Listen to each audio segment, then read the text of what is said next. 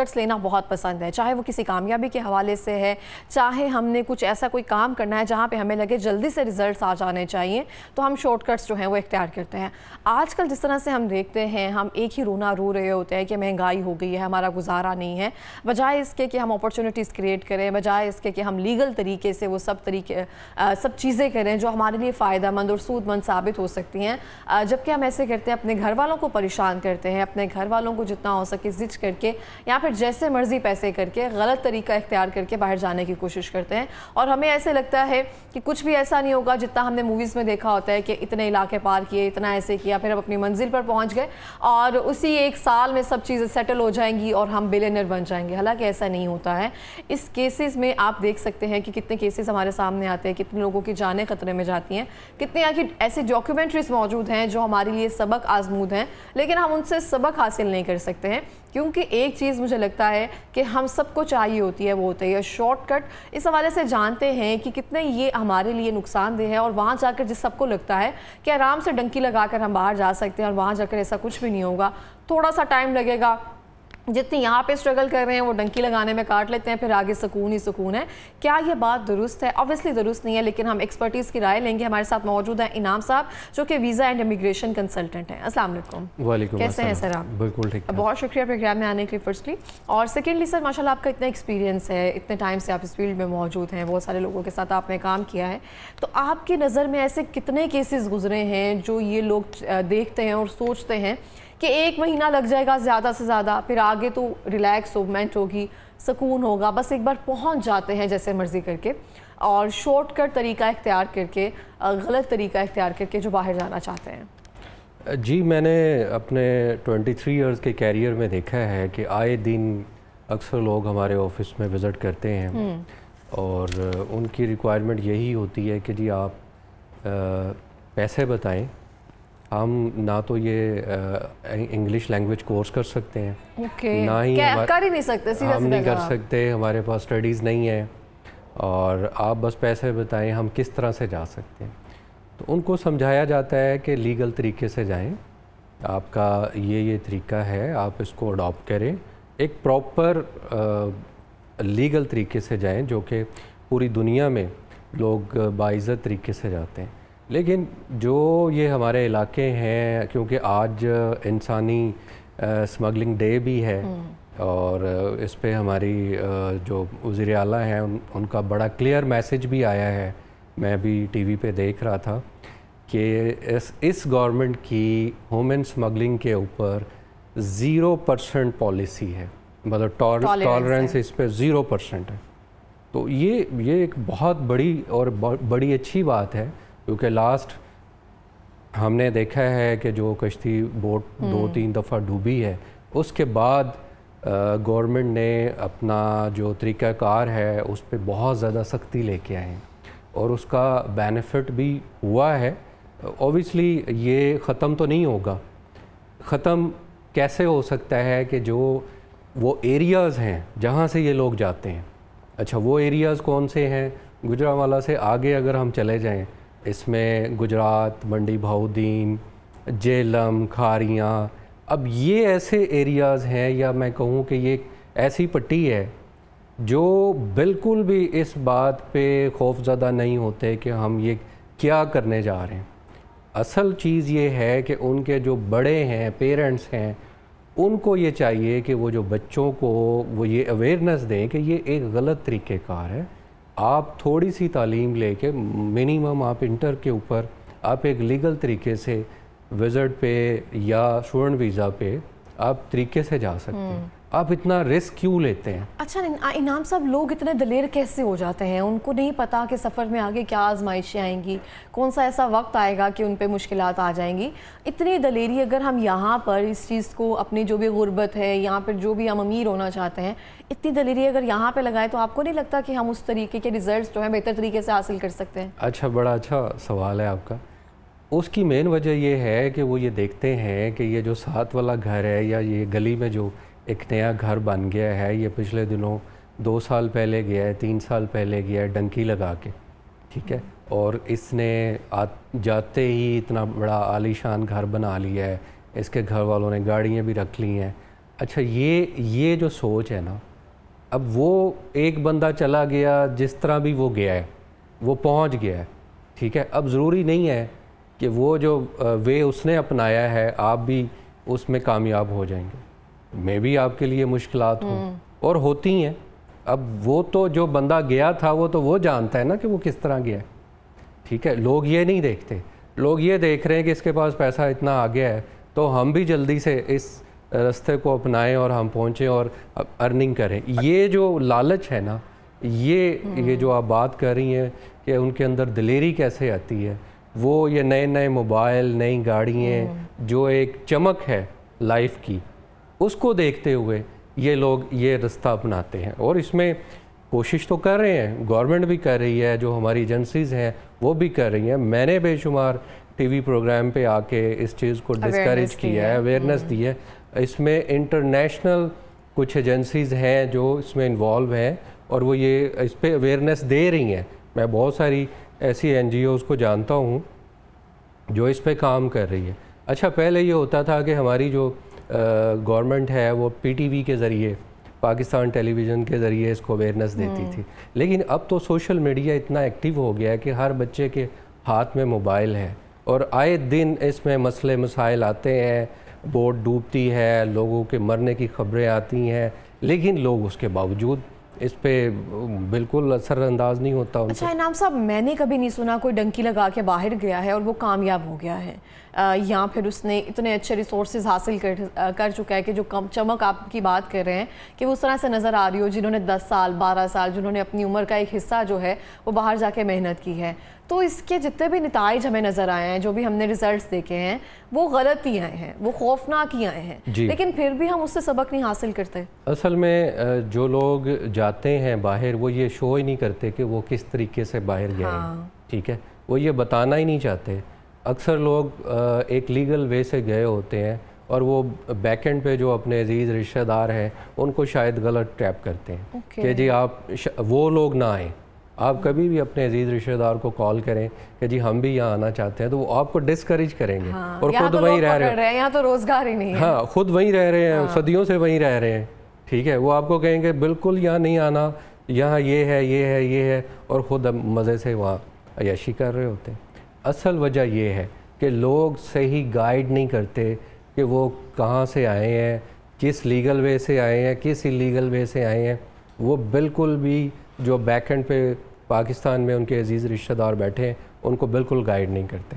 किन ममालिक में लोग जो है डंकी लगाकर ज़्यादातर जाते हैं, या आपकी नज़र में आया है कि यहाँ का लोग ज़्यादा रुख करते हैं? मेनली तो इटली है। अच्छा। हाँ, इटली, यूनान, वहाँ का बॉर्डर क्रॉस करना आसान माल्टा वगैरह, ये इन कंट्रीज़ में डंकी लगा के ये लोग जाते हैं। और ये इनका जाने का जो रास्ता है वो ज़्यादातर टर्की, ईरान से टर्की, और इस तरह से ये लोग निकलते हैं आगे। मतलब कि हम कैसे सोच सकते हैं कि हम रास्ते में जाएंगे और हमें अंदाज़ा ही नहीं है कि वहाँ पे हमारे साथ क्या हो सकता है, हमारे पीछे फैमिली मौजूद है, हमने क्या किया है। बिल्कुल, देखें मैंने कुछ ऐसी फैमिलीज़ को, जब लास्ट टाइम आपने भी मीडिया पे देखा होगा कि लास्ट टाइम जब कश्ती डूबी है, और कुछ इंटरव्यूज़ ऐसे भी हुए हैं जो मेरे दोस्तों ने मुझे बताया कि एक फैमिली के अगर 4-5 बच्चे थे तो उनमें से एक आध वो डूब गया। उसने कहा कोई बात नहीं, मेरे 3 बच्चे और हैं। ये जो सोच है ना, ये गलत है कि जी मेरे हो गया ना। हाँ, कि मेरे तो 3-4 बच्चे और भी हैं, एक चला भी गया तो खैर है, ठीक है। जब तक ये अवेयरनेस नहीं आएगी, पेरेंट्स के अंदर अवेयरनेस लाना, उस पे काम करना, कर तो रहे हैं, लेकिन इसको मज़ीद बेहतर किया जा सकता है। अब देखें, लीगल वे इतने अच्छे आ गए हैं, आपको स्टडी का रूट है, आप अगर एजेड हैं, आपके पास फाइनेंशियली बैकग्राउंड आपका स्ट्रॉन्ग है, आप लीगल तरीके से भी अपना विज़िट वीज़ा लगवा सकते हैं। और विज़िट पे जाके उन मुल्कों में आप अपना को वर्क परमिट सर्च कर सकते हैं, आप विज़िट को स्टूडेंट पे कन्वर्ट कर सकते हैं, आप विज़िट को बिज़नेस इमिग्रेशन में कन्वर्ट कर सकते हैं।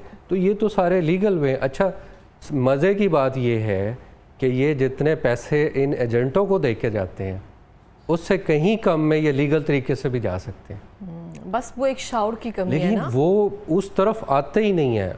हमारे पास भी लोग विज़िट करते हैं, हम उन्हें समझाते हैं कि ये आपको ये थोड़ी सी मेहनत करना पड़ेगी, आइट्स करना पड़ेगा। अच्छा, उनकी तालीम भी होती है, वो कर सकते हैं। नहीं जी, वो हमारे तो फैमिलीज़ में ये ट्रेंड नहीं है, होगा ही नहीं हमसे नहीं होगा। हाँ। हमारे तो बड़े भी इसी तरह गए हैं, हम भी। लेकिन आपको नहीं लगता कि हम जिस मुल्क का इंतखाब कर लेते हैं, हमें लगता है कि वहाँ जाएंगे और हम 1 साल की बजाय हमें 6 महीने या 2 महीने लगेंगे और हमारे कर्ज उतर जाएंगे, उसकी बजाय थोड़ी मेहनत करके जो दूसरे कंट्रीज़ हैं जहाँ पे पैसे कम लगते हैं वहाँ पे रुक कर लिया जाए। नौजवान को ये समझाने की ज़रूरत है, जितने अरब कंट्रीज़ हैं पहले आप वहाँ पर चले जाएँ, वहाँ पर इतने पैसे अर्न कर लें कि फिर आप यूरोप कंट्री जा सकें। जी, ये भी एक अच्छा वे है। आप उन कंट्रीज़ में जाके थोड़ी सी मेहनत करके आप पैसे कमा लें, या पाकिस्तान में रहते हुए अपनी स्टडीज़ को बेहतर कर लें, जो आप में कमी है उसको पूरा कर लें। मतलब स्टडी कंप्लीट कर लें, आइट्स वगैरह कर लें, या और कोई लैंग्वेज कोर्स जो उस कंट्री के लिए रिक्वायरमेंट है वो पूरा कर लें। अब तो हर कंट्री ने अपनी वीज़ा पॉलिसी दी हुई है। हर कंट्री को स्किल्ड में लोग चाहिए, लेबर में लोग चाहिए, बिजनेसमैन चाहिए। आप देखते हैं कि आया दिन किसी ना किसी कंट्रीज़ में लेबर की शॉर्टेज होती है। अभी आपने पिछले दिनों देखा है कि पाकिस्तान में, पाकिस्तान का गवर्नमेंट टू गवर्नमेंट, मतलब पाकिस्तान और बेलारूस की गवर्नमेंट का कॉन्ट्रैक्ट हुआ है, 1.5 लाख उनको स्किल्ड लोग चाहिए।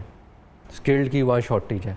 अब ये एक लीगल वे है, गवर्नमेंट इसको अनाउंस करेगी अखबारात के ज़रिए, वो आप देख सकते हैं। कतर ने डिमांड की है। इसी तरह ये गवर्नमेंट इस पे कोशिश कर रही है कि जो हमारे स्किल्ड लोग यहाँ पे फारिग बैठे हैं, कुछ नहीं कर रहे, उनके अंदर स्किल्ड है, उनको किसी तरह भी बाहर एक लीगल वे से, एक अच्छे तरीके से बाहर भेजा जाए ताकि ज़र मुबादला पाकिस्तान के अंदर आए। तो ये एक बहुत अच्छी सोच है। उस पर मैंने देखा है कि गवर्नमेंट जो पासपोर्ट में देर हो जाती थी, पासपोर्ट डिलेज हो जाते हैं, उसके लिए बड़ी जदीद मशीनरी लाई गई है। तो इसकी मेन वजह क्या है कि लोग एक बाइज़्ज़त तरीके से पासपोर्ट के ज़रिए ये जो खुशकी के रास्ते और ये डंकी लगा के जाते हैं उसको ख़त्म करें।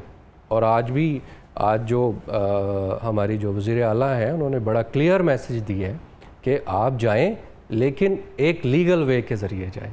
ये इलीगल जो जितनी एक्टिविटी है इनको ख़त्म कर दिया जाए। अच्छा, सबसे ज़्यादा ये जो डंकी वाला ट्रेंड है ये हमारे थर्ड वर्ल्ड के जो कंट्रीज़ हैं इन्हीं में है। ठीक है, हमें शॉर्टकट चाहिए ना, हर चीज़ के लिए हमें शॉर्टकट चाहिए। मेहनत की तरफ तो हम आते ही नहीं हैं। हालांकि इस बात पर यकीन रखना चाहिए कि मेहनत कभी रायगा नहीं जाती है। आप कोशिश करें किसी ना किसी सूरत में ना वो आपके सामने ज़रूर आती है, चाहे बदेर आ जाए लेकिन आती ज़रूर है।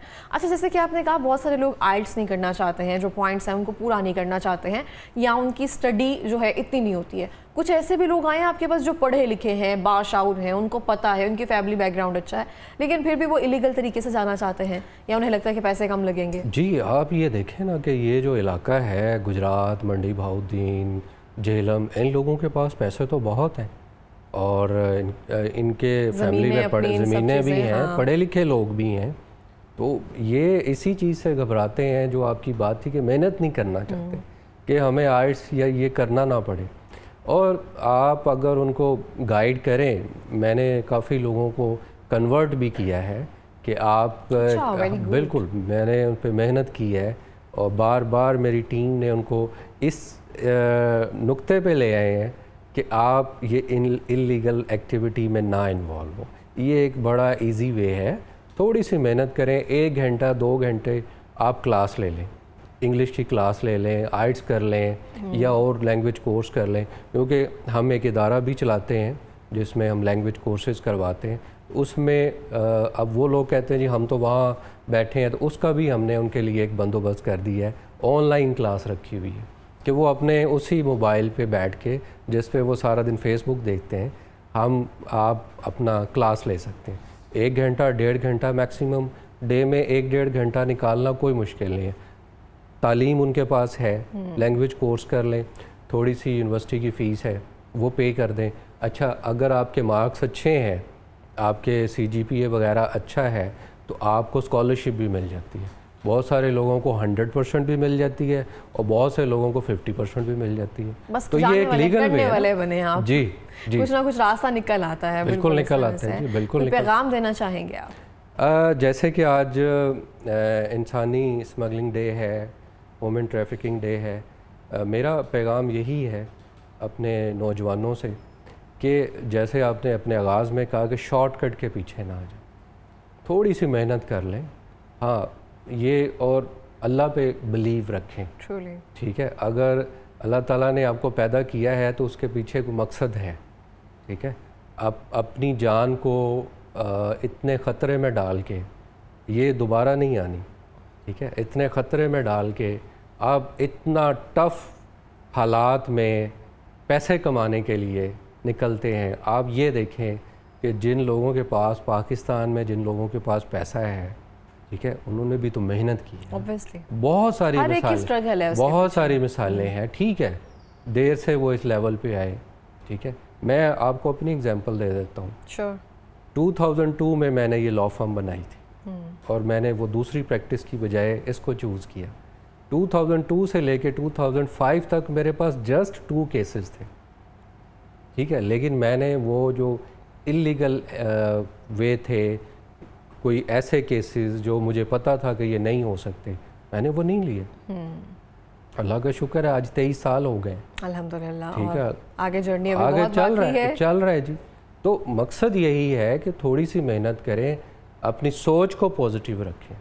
जब आपकी सोच पॉजिटिव होगी तो खुद ब खुद चीज़ें बेहतर होना शुरू हो जाए। बिल्कुल ऐसे है। बहुत बहुत शुक्रिया आपका प्रोग्राम में आने के लिए।